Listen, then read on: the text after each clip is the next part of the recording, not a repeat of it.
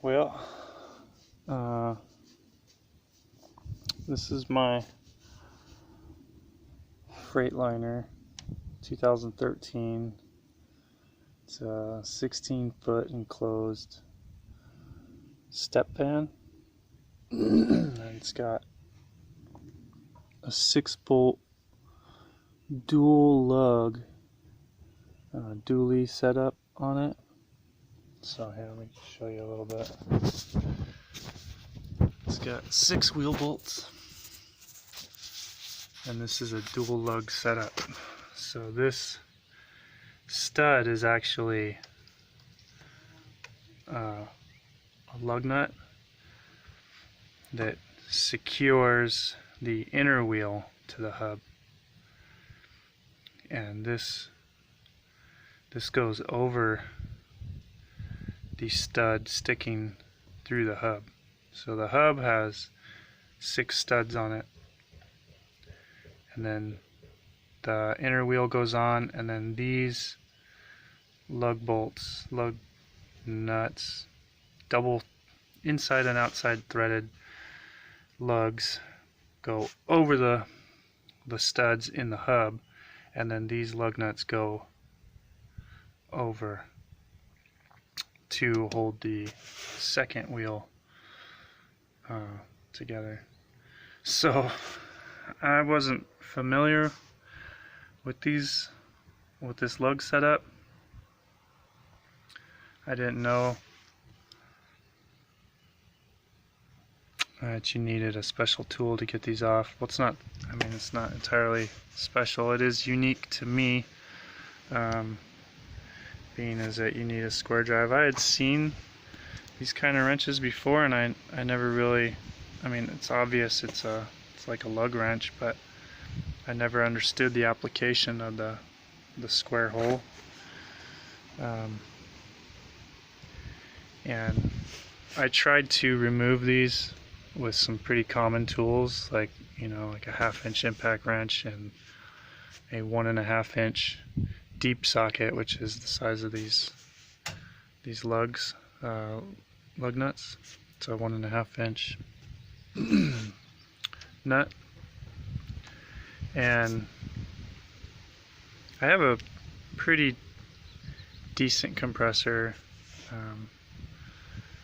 and a pretty powerful 1/2 inch impact wrench, and I had absolutely no chance of getting these off. So I had to do a little bit of research. Some people have used heat in combination with an impact wrench to get these off. I had a little MAPP gas propane torch, but unfortunately I cannot get any cylinders. And the last cylinder I had was a propane cylinder, which doesn't quite burn as hot, and I used it on my barbecue, not knowing that they're kind of hard to find. So I had to resort into calling a couple of repair shops, and thankfully somebody loaned me this one, because I can't drive this vehicle to the shop. So they loaned me a tool to be able to take these wheels and tires in so I can get them replaced. These blew out on me on the highway, and I was able to get it home. The one tire on the inside does hold air, but it lost the majority of its tread, and this tire has got a huge hole in it, and it lost some of its tread, but it doesn't hold air. Anyways, I had to kind of take a crash course in this stuff. I had no idea it was as difficult as it is. So I'm gonna show you how tough these things are on here. I've broken these 4 loose, and I was able to just use a jack stand and then I put the star wrench on the jack stand, and I was able to adjust the height of the jack stand, but I can't go low enough with the jack stand now, so I had to use the jack, which this truck is pretty heavy, and I actually had to use a combination of jacks to get the tire up off the ground. I had to lift the body up, and then I had to lift the axle independently. I don't know why. I don't know. I had to do it that way. I couldn't just lift it under the axle to get it up, but I had to lower it back down again to break the studs loose. And I'll show you what I went through. So it takes quite a cheater bar.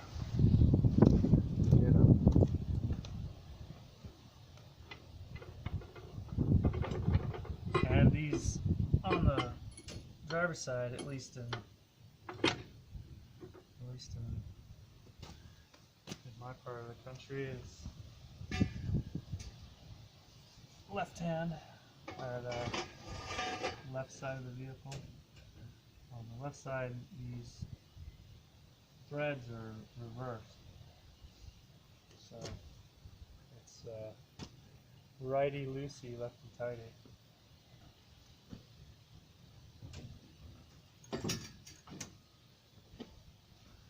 So I'm gonna have to, there's too much flex and all this stuff.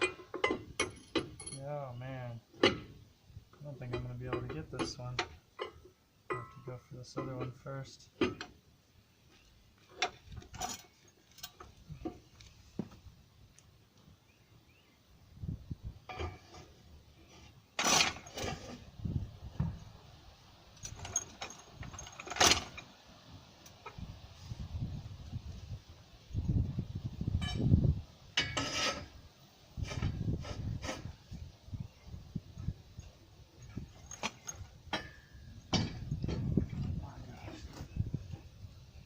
Well, as it would just so happen to be, these last two are a bit more difficult being closer to the ground.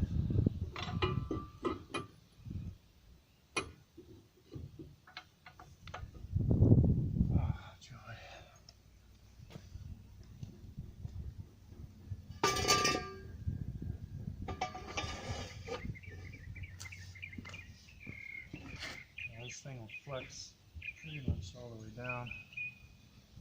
I don't know if I'm going to be able to do this. Ooh, there it goes.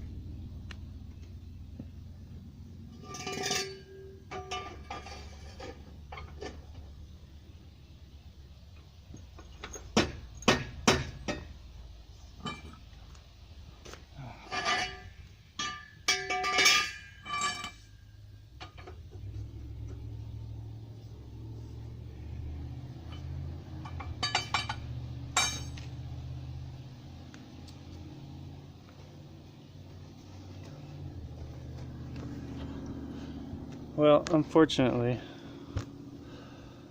I need to reposition those lug nuts so that they're higher up. I was able to get one crack on it. All them other lug nuts, it took 3 or 4 cracks before before they would spin, you know, freely by by hand with that bar. And with that long extension, it's hitting the ground before I can get it to loosen up anymore. But let me reposition this truck and see if we can get those lug nuts a little bit higher up.